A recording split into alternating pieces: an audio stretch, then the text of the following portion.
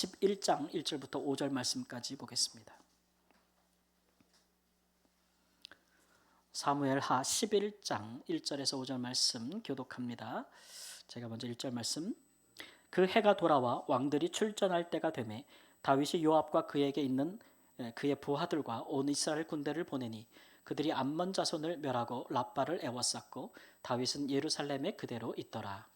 저녁 때에 다윗이 그의 침상에서 일어나 왕궁 옥상에서 거닐다가 그 곳에서 보니 한 여인이 목욕을 하는데 심히 아름다워 보이는지라.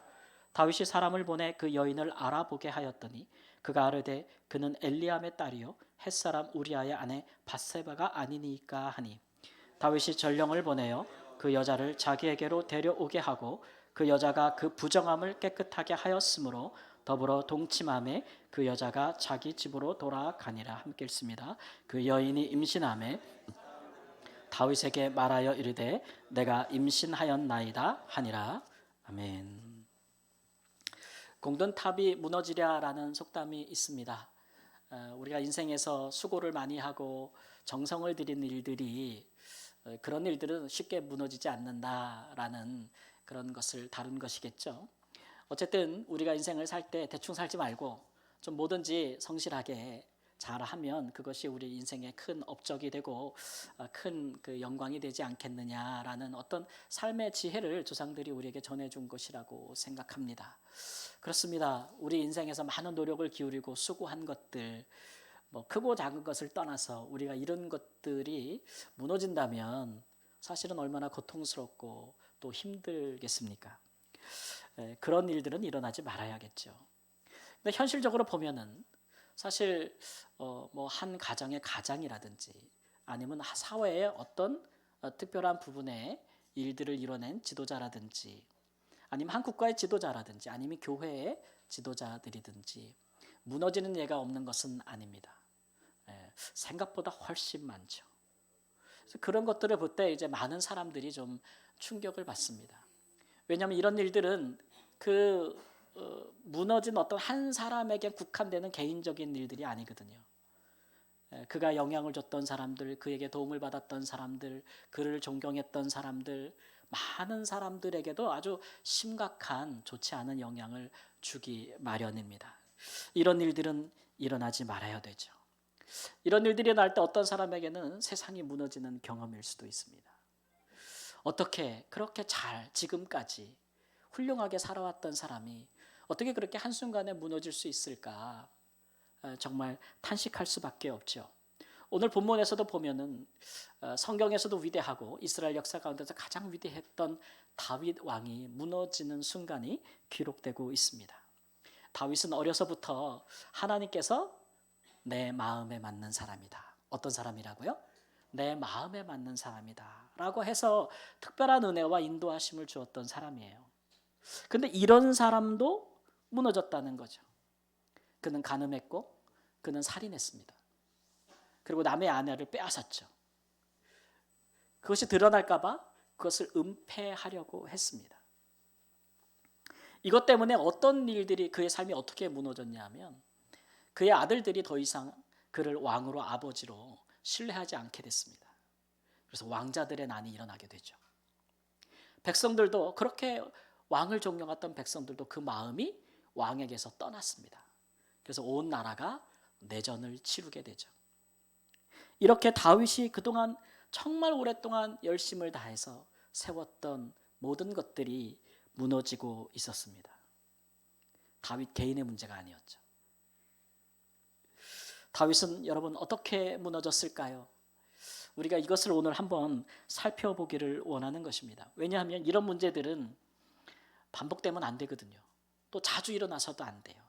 안 일어날 수는 없지만 사람인지라 그래도 자주 일어나면 모든 사람들에게 큰 어려움이 오기 때문에 그렇습니다. 우리에게도 적용해봐도 그렇죠. 우리가 정말 힘들고 애써서 지켜오고 또 세워온 것들을 우리가 한순간에 무너질 위험에 처한다면 어떻게 되겠습니까? 그렇게 않기 위해서라도 우리는 우리를 잘 돌봐야 되는 줄 믿습니다.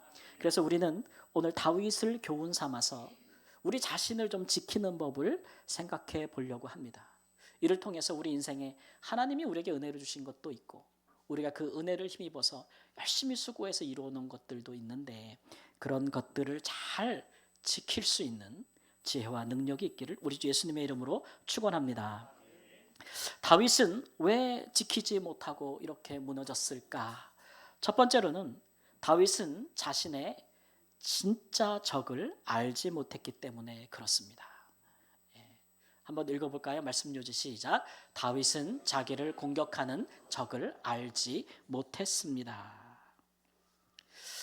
다윗은 인생의 두 가지 목표를 가지고 있었던 것으로 보입니다. 첫 번째는 그가 비록 소년 때부터 목자이기는 했으나 그러나 마음에 큰 포부를 가지고 있었어요.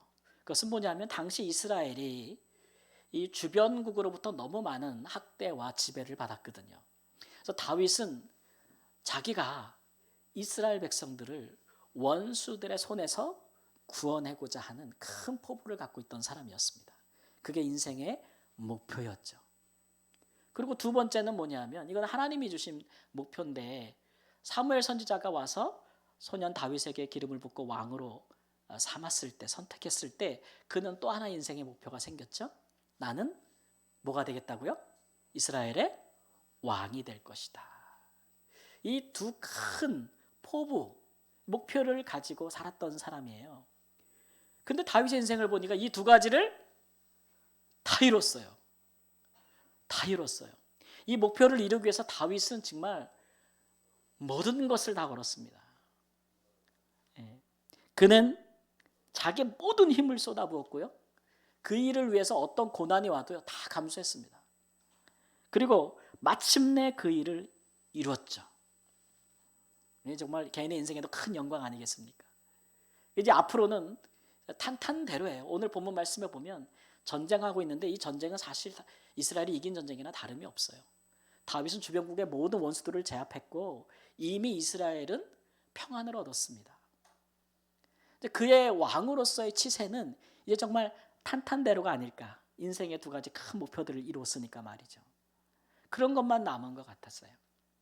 근데 여러분 우리가 생각할 것이 있어요. 여기서 이게 뭐냐면 이 두 가지가 과연 다윗의 지극히 개인적인 인생의 목표였겠느냐, 그의 꿈이요 그의 비전이었겠냐 이런 말이에요. 아니에요. 이 목표는 다윗의 것이기도 하지만 또 누구의 것이냐 하면 하나님의 것이기도 했어요. 목동 다윗을 이스라엘 왕으로 선택한 이는 하나님이십니다. 그리고 그가 어디에 가서 싸움을 하고 전쟁을 하든지 적들을 이기게 하신 분도 누구예요? 하나님이세요. 그걸 통해서 하나님은 다윗을 통해서 이스라엘 백성들을 구원하기를 원하셨고 이스라엘 나라가 세상에 많은 민족들이 세운 나라 중에 하나가 아니고 하나님의 특별한 통치를 받는 나라가 되어서 모든 열방 가운데 하나님의 공의와 하나님의 사랑과 이런 것들을 알리기를 원하는 그런 나라가 되기를 원하시는 하나님의 비전이 다윗의 인생의 목표와 함께 어우러져 있다는 것이에요. 그러니까 다윗은 개인의 인생의 목표는 이뤘지만 그러나 그를 통해 이루고자 했던 하나님 나라라는 하나님의 비전은 아직도 진행 중인 거죠. 진행 중. 그러니까 다윗이 주변국의 모든 나라와 왕들을 전쟁에서 이겼다고 해서 그가 모든 것을 이뤘다고 볼 수 없는 것입니다. 우리가 에베소서 6장 12절 말씀에 가보면 바울 사도는 이렇게 말씀합니다. 함께 읽습니다.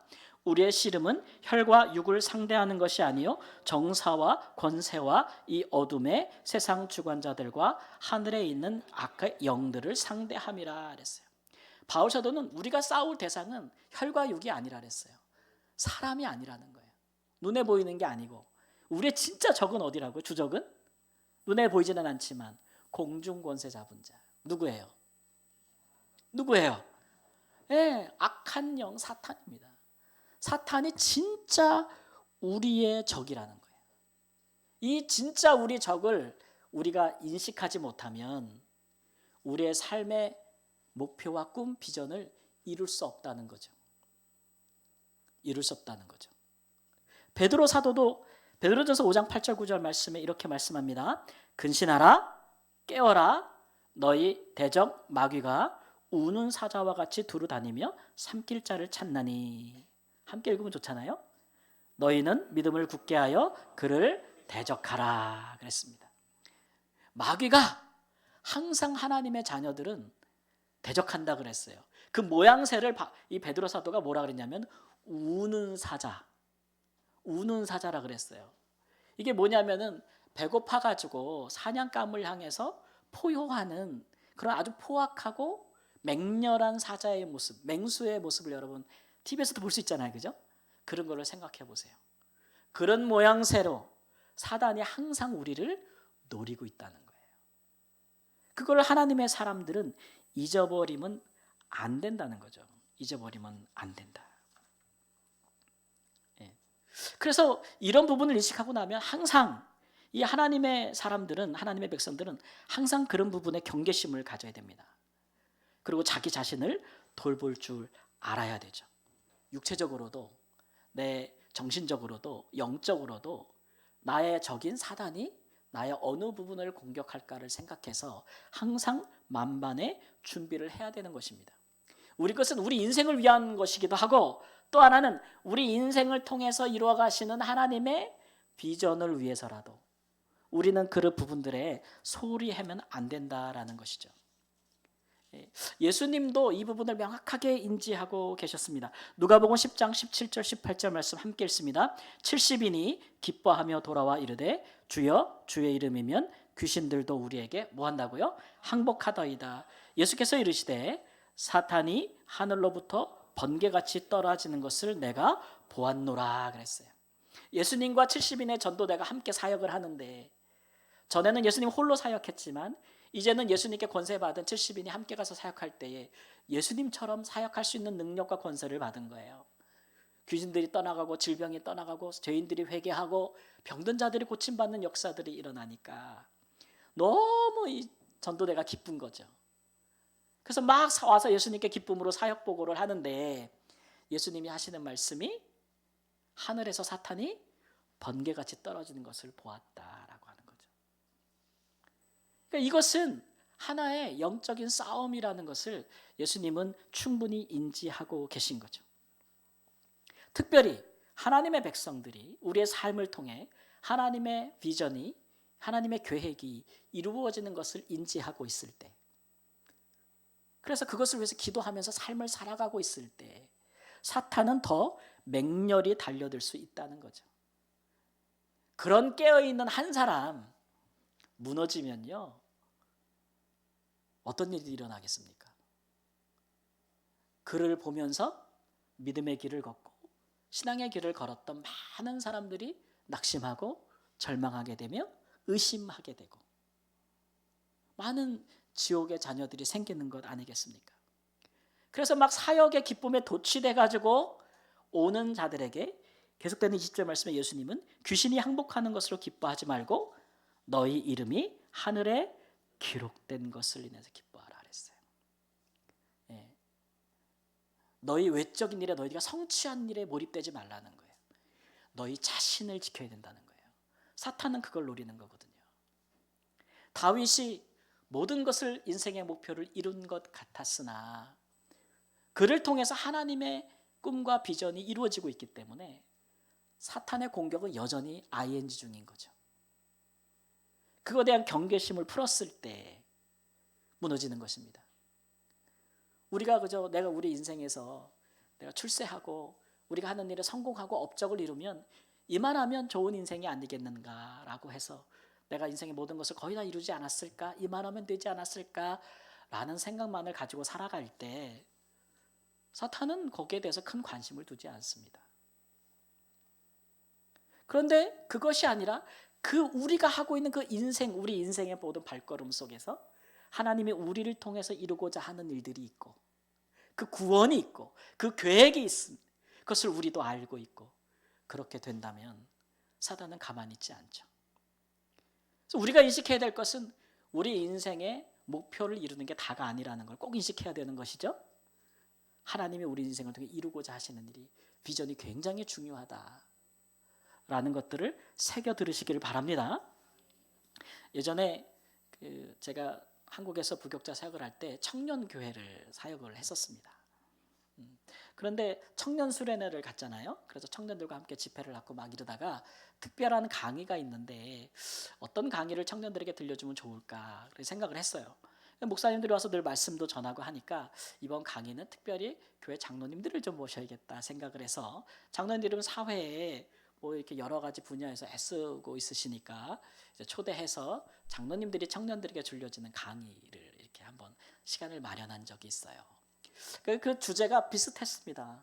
청년들을 향한 그 한 장로님의 그 이야기가, 주제가 오늘 설교 말씀이랑 비슷했어요. 살다가 우리가 이렇게 무너지고 넘어지면 안 된다, 포기하면 안 된다, 인생을 포기하면 안 돼요, 여러분 아무리 힘들어도 그러면 안 돼요 라고 하면서 자기 경험을 막 나눠주시기도 하고 하면서 하시는데, 그래서 좋은 이제 마지막 대안이 뭐냐라고 이야기하실 때 그분이 자기는 스스로 이 방법을 생각해냈는데 좋은 것 같아서 여러분에게도 추천합니다 이렇게 이제 말씀하시면서 하시는 말씀이, 인생의 목표를 세우되 불가능하고 결코 이룰 수 없는 목표를 계속 세우라는 거예요. 내가 뭐를 이걸 이뤘어요? 근데 그거보다 더 큰 목표를 그 다음에 또 세우라는 거예요. 그걸 이뤄갈 것 같아. 그러면 또 엄청난 목표를 또 세우라는 거예요. 계속 인생의 목표를, 성공의 목표를 세우다 보면 그거를 항상 이룰 수는 있어요, 없어요? 없잖아요. 그러니까 목표를 이루지 못했으니까 사람이 긴장감을 느낄 수 없고 게을러질 수가 없고 계속 자기를 노력해야 되니까, 그러면 게으르지 않아도 되고 실패할 확률도 적다 뭐 이러시면서 그런 나름대로의 지혜를 가르쳐 주시더라고요. 그래서 저도 들으면서 인생에 그런 부분이 있겠다. 아니 뭐 용을 그리다가 일단 그리다가 뭐라도 그릴 수 있는 거 아니에요, 그죠? 네?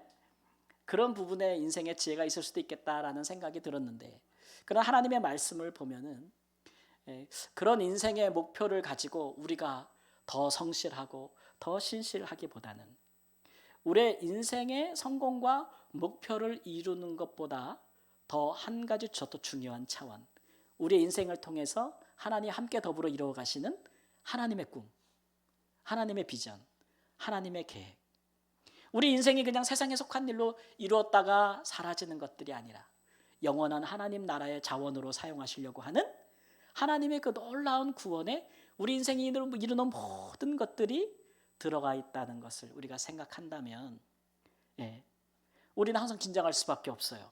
왜냐하면 그 일을 제일 싫어하는 놈이 있거든요. 누구예요? 사탄이 있어요. 사탄. 언제나 우리를 공격하려고 하고 우리를 무너뜨리려고 하는 적이 있으니 우리가 긴장을 풀 수가 있겠습니까? 그럴 수 없잖아요. 뭐 조그만 거 이뤘다고 해서 자만하거나 교만할 수 있습니까? 내가 영광을 다 받을 것처럼 생각할 수 있습니까? 이제는 내가 인생에 계속 평안할 것이라고 생각할 수 있습니까? 이제 내 더 이상 인생의 목표가 없으니까 이제는 그저 누리는 것만 남았다고, 이제는 영원히 평안할 것이라고 생각할 수가 없잖아요. 그런 것들은 여러분 결코 인생의 목표가 주어지는 것들이 아닙니다. 하나님이 주시는 것들입니다. 하나님이 주시는 것들. 하나님이 주시는 것들을 얻으려면 우리 인생을 향한 하나님의 비전을 잘 우리가 생각하고 있지 않아야 되는 줄을 믿습니다. 오늘 많은 사람들이 인생에 성공한 것 같으나 한순간에 무너지는 것들을 우리가 많이 보잖아요. 또 그것이 이제 그리스도인일 경우에는 얼마나 더 정말 절망스럽습니까? 사탄이 먹잇감으로 삼고자 하는데 거기에 놀아나지 않고 그 손에 무너지지 않는 아주 하나님 앞에서 하나님의 비전으로 강하게 무장한 하나님의 사람들이 되시기를 우리 주 예수님의 이름으로 축원합니다. 인생의 목표를 다 이루었다, 이제는 평안할 것이라 하는 그 순간이 더 위험할 수 있어요. 인생의 목표를 여러분 수정하십시오. 인생의 목표를 하나님의 비전과 좀 맞춰보세요. 그러면 적이 보일 것입니다. 적이 보일 것입니다. 두 번째로, 다윗은 어떻게 사탄의 먹잇감이 되었는가 우리가 좀 더 살펴볼 필요가 있습니다. 그 과정을 살펴보면 우리가 이 사탄의 괴계를 잘 이해할 수 있거든요. 사탄은 다윗의 아주 잠재적인 은밀한 약점을 공격했습니다. 함께 읽어볼까요? 사탄은 다윗의 잠재적인 약점을 공격했습니다. 다윗은요 대단한 사람이에요, 여러분. 사람이 약점이 없을 리가 없고 흠이 없을 리가 없고 부족한 점이 없을 리가 없지 않습니까? 예, 요즘 우리말로 뭐 털어서 안 나오는 사람 없잖아요, 그죠? 예. 근데 다윗은요 하나님이 평가하는 성경 구절을 보면 열왕기상 15장 5절 말씀 보면 다윗이 햇사람 우리아의 일 외에는 평생에 여호와 보시기에 정직하게 행하고 자기에게 명령하신 모든 일을 어기지 아니하였다 이랬어요. 그러니까 다윗이 이 우리아의 일 외에는, 그 전에는 하나님을 실망시킨 적이 있어요, 없어요? 없어요. 어떻게 보면 정말 완벽한 사람 아닐까라는 생각이 들 정도로 대단한 사람이죠. 그런데 이 사람을 사탄이 무너뜨린단 말이에요. 야, 어떻게 그렇게 할 수 있었을까 생각해 보는 것입니다. 다윗이 하나님께 범죄한 일은 없는데, 근데 다윗이 범죄하면 이걸로 범죄할 수 있겠다라고 하는 약간의 잠재적인 가능성이 보이는 부분이 있었다는 거예요. 사탄이 볼 때. 범죄한 건 아닌데 범죄를 한다면 저것 때문에 하지 않을까라고 볼 수 있는 뭔가가 하나 있었다는 거죠. 사탄 눈엔 그게 보인 거예요. 그 가능성이. 그게 뭐냐라는 것이죠. 신명기 17장 16절 17절의 말씀에 보면은 하나님께서 모세에게 율법을 주실 때 왕에 대한 규례를 주십니다. 너희가 약속의 땅에 들어가서 시간이 많이 지나서 왕을 세우고자 하거든 왕에게 꼭 이 세 가지 규례를 지키게 하라. 이 규례를 지키게 하라. 그 중에 그 규례가 뭐가 있냐면요, 세 가지로 우리가 생각해 보면, 원래 네 가지인데 세 가지만 생각해 보면, 하나는 따라 보세요. 말을 많이 두지 말라. 이 말이 어떤 말일까요? 타는 말입니다. 타는 말. 옛날에는 이게 전차였어요. 그죠? 그래서 왕이 말을 많이 둔다는 것은 전쟁을 일삼는다는 거예요. 정복 전쟁. 그것은 왕의 권력을 위한 거죠. 그죠? 이름을 떨치고자 하는 거. 명예, 권력, 영광 이런 거 추구하지 말라는 거예요. 왕은. 두 번째로 많이 두지 말라는 게 또 있어요. 뭘까요? 아내를 많이 두지 말라 그랬어요. 네. 아내를 많이 두지 말라. 세 번째는 은금을 많이 두지 말라. 왕이 부의 물질에 집착하게 되면은 빼앗게 되죠. 백성들의 것을 빼앗게 되는 거예요. 왕이 무엇이 부족하겠습니까? 그래도 백성들의 것을 빼앗아서 부하게 되니까 그런 왕의 통치는 불의할 수밖에 없는 거죠. 아내를 많이 두지 말라는 것도 하나님이 보실 때 아내를 많이 두면은 미혹에 빠진다는 거죠. 육체의 정욕에, 성적인 욕망에 빠지게 된다는 거고, 아내를 많이 두게 되면 특히 이방년들과 많이 결혼하게 되면은 왕비들이 올 때 다 자기네 나라 신들을 갖고 오잖아요. 그러면 이스라엘이 우상의 신전이 된단 말이에요. 그래서 그런 것들이 생긴다는 거예요. 여기에 우리가 핵심으로 지켜볼 것은 뭐냐면은 많이 두지 말라는 거예요. 많이 두면, 따라해보세요. 많이 두면 미혹에 빠진다. 예. 우리가 뭐든지 많이 쌓으면 그게 미혹에 빠지는 지름길이 됩니다, 여러분. 그게 돈이어도 그렇고요. 그게 명예나 영광이어도 그렇고요. 예. 그게 이성에 대한 성적인 것도 마찬가지입니다. 지나치면 문제가 되죠. 그래서 그 가능성이 있었는데 다윗이 정복 전쟁을 일삼는 사람이 절대 아니었어요. 자기 이름과 영광을 드러내기 위해서 다른 나라를 침략해서 그 사람들을 죽이고 땅을 뺏는 사람이 아니었어요. 이스라엘을 주변으로부터 보호하기 위하여 불가피한 전쟁을 하고 이긴 사람이었죠. 그러니까 이런 부분에 있어서 다윗은 하나님의 말씀을 명령을 어기지 아니하였어요. 그리고 다윗은 은금을 탐심하는 마음을 품지 않았어요. 백성들의 것들을 빼앗아서 자기 소유로 삼고 백성들에게 과도한 세금을 물려서 백성들로 하여금 정말 가난하고 궁핍하게 만들면서 자기는 부를 취하는 그런 정치를 하지 않았어요. 하나님의 말씀과 율법에 따라서 백성들도 편안하고 부유하게 살 수 있는 그런 통치를 행한 사람이기 때문에 이것도 다윗이 걸리는 건 없어요. 하나 걸리는 게 있어요. 아내를 두지 말란 게 아니고 많이 두지 말라 그랬어요, 하나님이. 근데 다윗은 요거는 잘 안 지켰어요. 아내를 많이 뒀어요. 성경에 기록된 아내 수만 해도 공식적으로 18명. 내 평생에 얼굴도 못 보고 살 것 같아요. 그 외에 언급되지 않은 후궁들도 많을 텐데 아내를 많이 두지 말라. 여러분, 고대 왕들이 아내를 한 명만 두는 왕들은 없습니다. 정치적으로도 그렇고 여러모로 해서 아내를 두는데 하나님이 하신 말씀을 생각해 보세요. 아내를 뭐 하지 말라고요? 많이 두지 말라고요. 그것이 너를 미혹하게 될 것이라. 다윗은 다른 두 가지에 대해서는 극도로 경계심을 갖고 영적인 민감함으로 그런 것들을 행하지 않았는데 이상하게 아내를 많이 두는 부분은 굉장히 느슨해졌다는 것을 알 수가 있어요. 이게 잠재적인 약점이죠. 그래서 진짜 아내를 많이 두게 되니까 하나님의 말씀은 여러분 꼭 이루어집니다. 아내를 많이 두게 되니까 결국은 미혹에 빠지게 되는 거죠. 특별히 이 성적인 거, 이 부분은 예수님께서도 지적하신 바가 있습니다. 마태복음 5장 28절 말씀에 나는 너희에게 이르노니 음욕을 품고 여자를 보는 자마다 마음에 이미 간음하였느니라 그랬어요. 이 성적인 욕구의 과다한 욕구, 이 음욕은 일단 어디에서 일어나는 것입니까?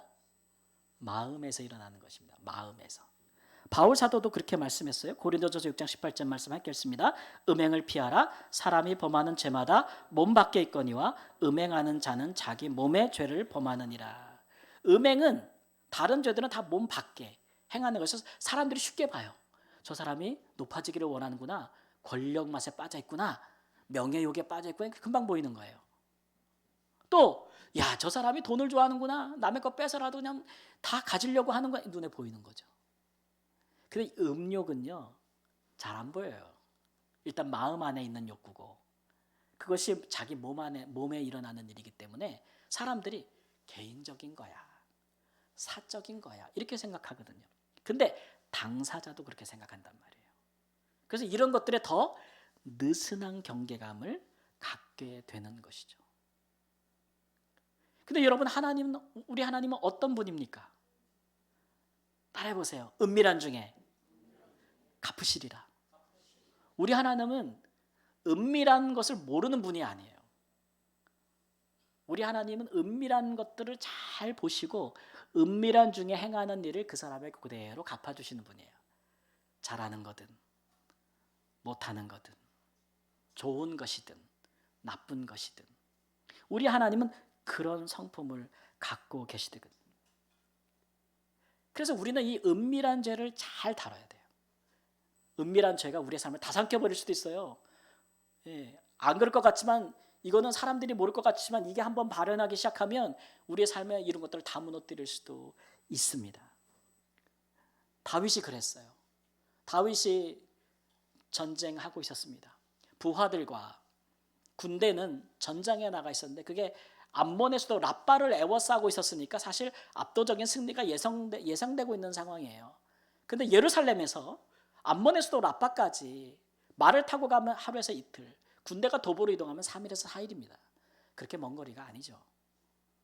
그런 거리에서 부하들이 목숨을 걸고 싸우고 있는데 보통 이렇게 전쟁에 나갈 때 되면 이스라엘의 관례를 보면은 전쟁에 나가는 남자들이 여자를 가까이 하지 않습니다. 이스라엘 관례가 그래요. 왜냐하면 이 전쟁은 지금 하나님의 이름으로 행하는 뭐예요? 성전이에요, 성전. 그럴 때는 몸을 정결하게 하고 아내를 가까이 하지 않죠. 그 부하들은 다 그렇게 하고 있는데 다윗은 예루살렘에 남아서 평안하게 일상을 즐기고 또 오침도 하죠. 오후 내내 자다가 저녁에 침상에서 다 일어나서 평안한 일상을 살고 있어요. 좀 느슨해졌어요. 부하들이 군대가 전쟁에 나가면 왕궁에서 왕이 할 일이 있을까요, 없을까요? 굉장히 많을 것입니다. 전쟁이 어떻게 앞에 나가서 싸우는 사람들만 전쟁하겠습니까? 후방에서 할 일은 얼마나 많겠습니까? 전쟁 물자를 공급하고 작전을 세우고 끊임없는 전령들이 오갈 텐데 육체적으로, 영적으로, 정신적으로 느슨해진 틈을 타서 사단이 그의 잠재적인 약점을 공격하는 거예요. 그가 옥상을 거닐다가 목욕하는 바세바를 보았습니다. 보는 순간 그 안에 잠재되어 있던, 다윗 안에 잠재되어 있던 음욕이 발화된 거예요. 이게 우리가 이걸 뭐라 하냐면 영어로 트리거라 하죠. 뭐래요? 방아쇠. 방아쇠가 없었을 뿐 다윗에게는 그런 욕구가 강했던 사람인 거예요. 근데 뭐 신하들고 군대들이 다 나가 있으니까 볼 사람이 없는 거죠. 그런 상황에 방아쇠가 당겨진 것입니다. 어떤 영화를 보니까 미끼를 물어버린 것이요, 이렇게 이런 영화도 있더라고요. 사탄이 던진 미끼를 물어버린 거예요. 그 순간에. 여러분, 사탄이 공격하는 타이밍을 보십시오. 타이밍의 귀자입니다. 사탄은. 우리에게 어떤 잠재적인 죄질 가능성이 있는 부분을 집요하게 공략하기 위해서 가장 적게 타이밍을 노리는 것이죠. 어떤 사람들이 이 본문을 보면서 이 밧세바를 질타하는 사람도 있어요. 여자가 왜 높은 데서 쳐다볼 때 보이게 목욕하고 있어. 요즘도 그러잖아요. 남자들이 나쁜 짓 하면은 남자들을 탓하는 게 아니라 여자가 그렇게 행동해 막 이렇게.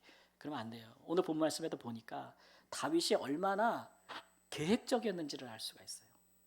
처음 시작은 충동적이었죠. 오늘 본문 말씀 보니까 여자가 목욕한 이유가 나와요. 부정한 몸을 정결케 한다는 것이었어요. 이 얘기는 뭐냐면 여성들이 주기적으로 하는 게 있잖아요. 모세율법에 보면 그것이 끝나면 여자들은 하나님께 나가기 위해서 자기 몸을 정결하게 해야 됐어요. 그래서 정결 의식을 규례를 행하고 있는 거예요. 여성이. 그걸 보고 마음에 음욕이 발현된 거죠. 그리고서는 그 여자를 데려다가 알아보니까 볼 때부터 안 거죠. 저거는 저 여성이 하나님 앞에 정결한 의식을 행하는 것이다 라는 걸 알면서도 그것이 끝났다는 것을 알고 데려다가 잤다는 거예요. 간음이죠. 우리가 이런 것들을 뭐라고 부르냐면 요즘 말로 위력 가문 간음이라고 부릅니다. 뭐라고요? 힘이 있고 권세가 있는 사람이 한번 나쁜 짓을 해도 그런 다른 사람은 그걸 저항하지 못하는 거예요. 위력 간음이라고 하는 거죠. 여러분 보세요. 이 죄가 사슬처럼 얽혀 있다는 게 이런 거예요. 처음에는 마음에 있는 음욕, 그러나 아직 발현되지 않은 욕구에 불과했어요. 근데 그것이 방아쇠가 당겨져서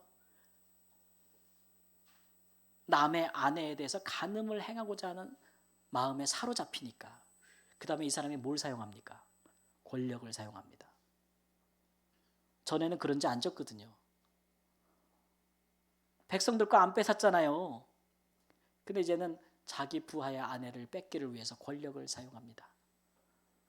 그 아내를 그렇게 권력으로 간음하고 또 그 남편을 권력으로 죽입니다. 그리고 빼앗았어요. 아내를 남편이 죽이고 나서. 세 가지가 다 이루어진 거예요. 음욕으로 시작했다가 권력욕으로 진행했다가 결국 소유욕으로 발전하는 거니까 여러분 죄가 이래서 무섭습니다. 죄가. 보통 우리가 하나님 앞에 범죄할 때 나는 그 많은 것 중에 한 가지만 잘못했어 라고 할 수가 없게 돼요. 꼬리에 꼬리를 물기 때문에 그렇죠. 우리가 인생에서 우리의 인생의 많은 업적과 우리가 원하는 목표들을 이루어가는 많은 수고를 하잖아요. 여러분 그것보다 더 어려운 게 있어요. 그게 바로 거룩하게 사는 겁니다. 그게 훨씬 더 어려울 때가 있죠. 그래서 그럴 때는 그 시작부터 잘라버려야 돼요. 시작부터 잘라야 돼요. 다윗에게 시작부터 잘라야 될 것은 아내를 많이 두지 않는 거였어요. 세상에서는요 다다익선입니다. 많으면 많을수록 좋죠. 돈도 많으면 많을수록 좋고 명예도 많으면 많을수록 좋고 그렇잖아요. 힘도 많으면 많을수록 좋고 다 좋은 거 아니겠습니까? 근데 하나님 나라를 위해서 하나님의 비전에 충실한 사람들은 다다익선이 위험하다는 걸 알아야 돼요. 오히려 우리는 이거 제가 찾아봤는데 이래 사자성어가 있더라고요. 따라해보세요. 과유불급. 지나치고 많고 넘으면 모자란만 못해요. 위험해요. 그러니까 하나님의 백성들은 많이 두면 미혹에 빠진다는 걸 알고 자꾸 비워야 돼요. 비워야 돼요.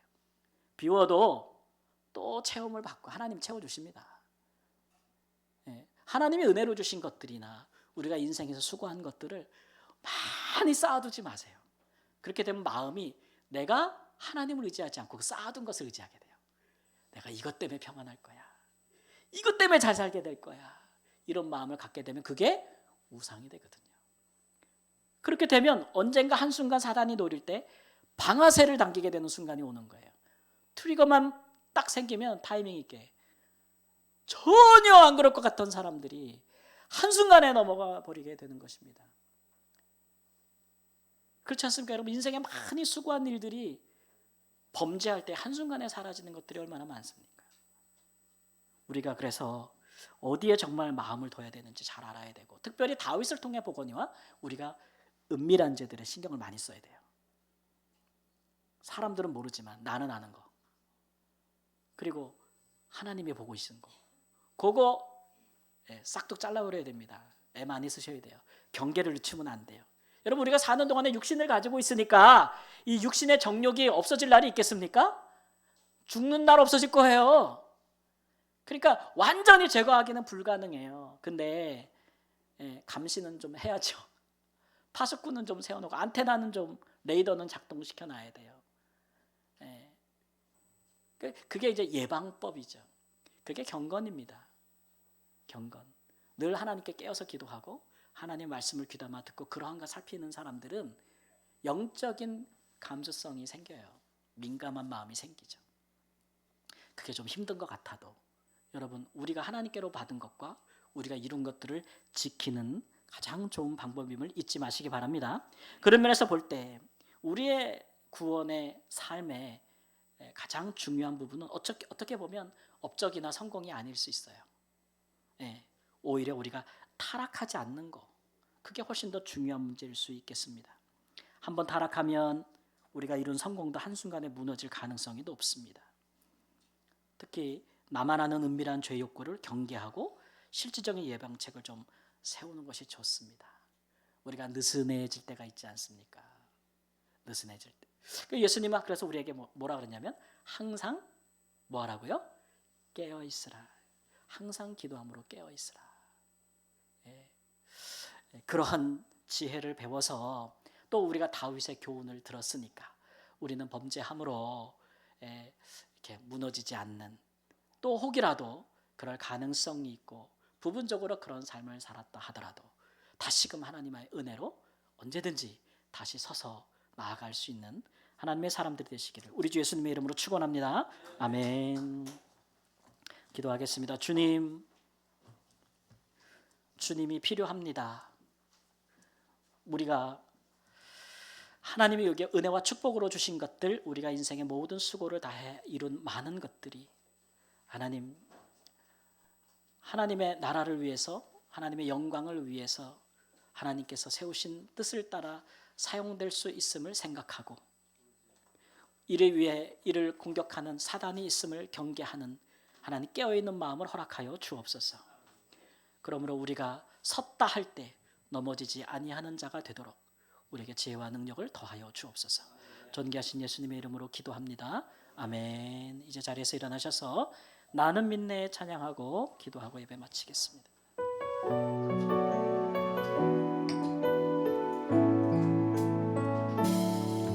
내게 허락하신 시련을 통해 나의 믿음 더욱 강하게 자라나고, 험한 산과 골짜기 지나는 동안 주께 더 가까이 나를 이끄시네. 내가 겪는 시험이 어렵고 힘겨워도 내 주님보다 크지 않네. 내 앞에 바다가 달라지지 않으면 주가 바로 바다 위 걷게 하리. 나는 믿네. 주의 능력으로 내 삶 새롭게 되리. 나는 믿네.